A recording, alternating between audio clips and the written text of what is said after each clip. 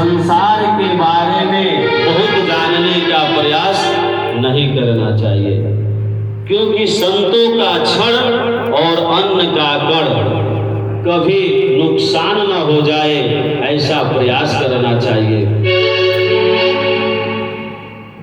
यह दोनों बहुत भगवत कृपा से प्राप्त होता है।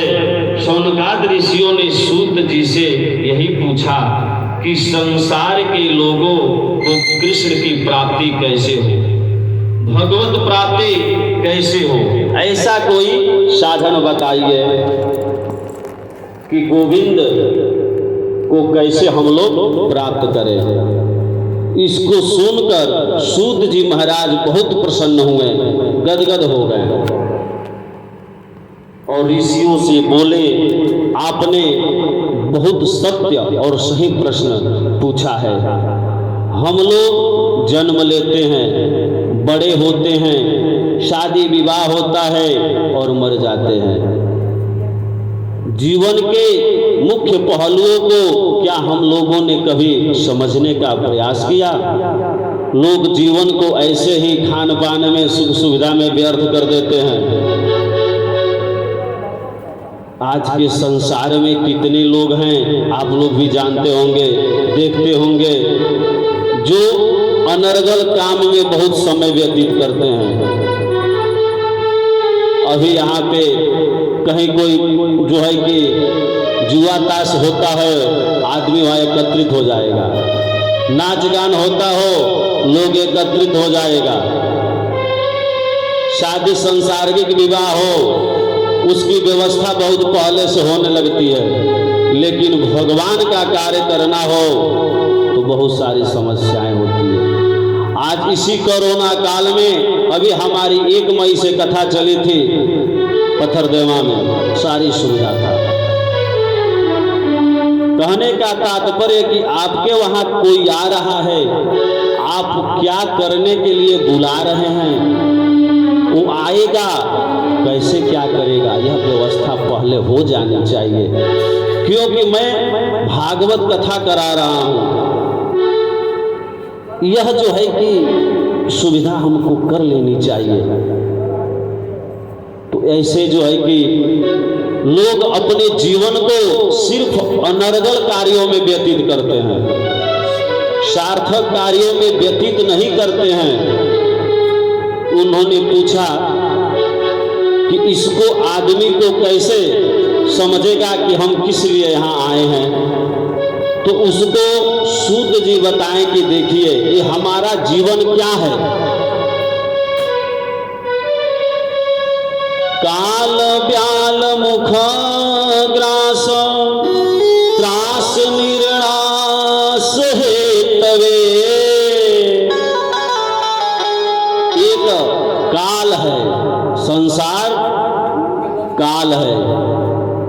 अजगर सर्प के जैसे उसके मुख में हम बैठे हुए हैं और वह काल रूपी सर्प अपना मुख खोला हुआ है। हम लोग, सब लोग उसी में बैठे हुए हैं।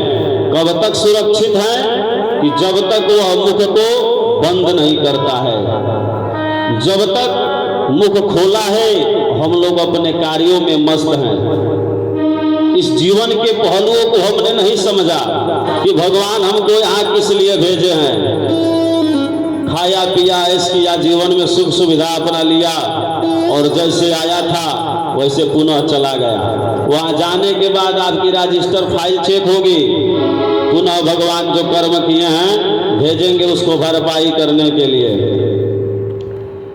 सूत जी बता रहे हैं, हे शौनकाद ऋषियों, आज के इंसान के मन में सबसे ज्यादा ये हो गया है कि सोचता ज्यादा है और करता कम है,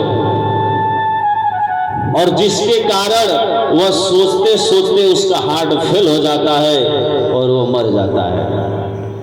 सूत जी बता रहे हैं कि देखिए, इस जीवन के पहलुओं को समझने के लिए आप जो है कि बहुत चिंता मत करिए, क्योंकि होगा वही जो परमात्मा चाहते हैं। सबसे बड़ा रोग क्या कहेगा लोग, इसको हम लोग अपने मन से निकाल दें। सबसे बड़ा रोग क्या कहेगा लोग, ये ऐसा रोग है कि आपको जीवन में बढ़ने नहीं देगा। हमने जो है कि यह कर रहा है तो लोग क्या कहेंगे, अरे लोग तो आप अच्छा करेंगे तो भी कहेंगे, खराब कहेंगे तो भी कहेंगे। कहने वालों की वृत्तियां ही हो जाती है, उसके ही सोच में ही है वो कहेगा। तो आदमी को जो है कि यह जिंदगी का भरोसा नहीं है कि कब क्या हो जाएगा।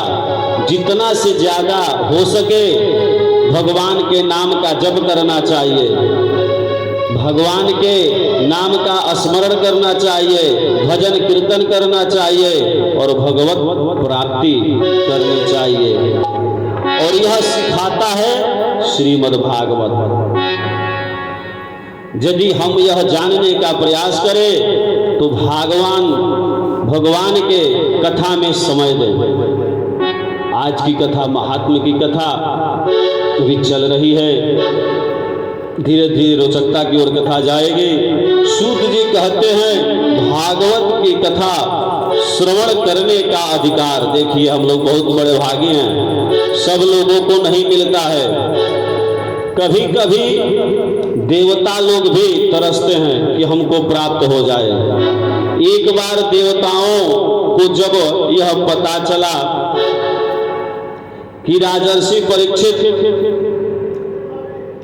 सुखदेव रूपी मुख से भागवत सुन करके उत्तम लोक को प्राप्त हो गए हैं, तो देवता लोग भी दौड़े दौड़े भगवान के पास आए कि महाराज यह हमको दे दीजिए,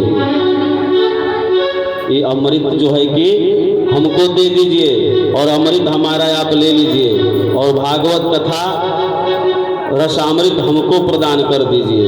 अदला बदली करने के चक्कर में आए लोग। तो सुखदेव जी ने कहा, अरे ठगियों, अयम विनियते जाते सुधा राज्ञा प्रपीयताम् प्रणश्यामो वयं सर्वे श्रीमद्भागवतामृतम्। कहाँ स्वर्ग का अमृत और कहाँ ये श्रीमद् भागवत, दोनों की कैसे बराबरी हो सकती है। अमृत स्वर्ग का अमरत्व प्राप्त करता है और यह कथा अभयत्व प्राप्त करता है। वह अमर बनाता है लेकिन यह जो है कि अभय प्राप्त करता है।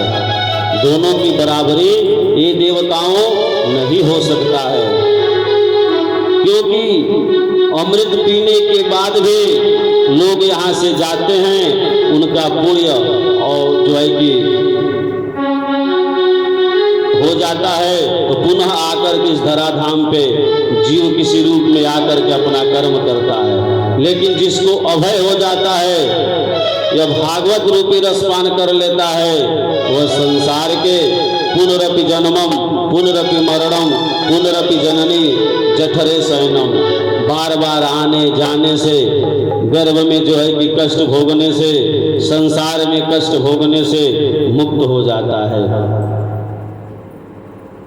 अब इसकी तुलना कैसे की जाए कि दोनों में श्रेष्ठ क्या है, तो इसको भगवान ने अभक्ताश विज्ञाय न ददौ च कथामृतम् श्रीमद्भागवती वार्ता सुराणामपि दुर्लभम्।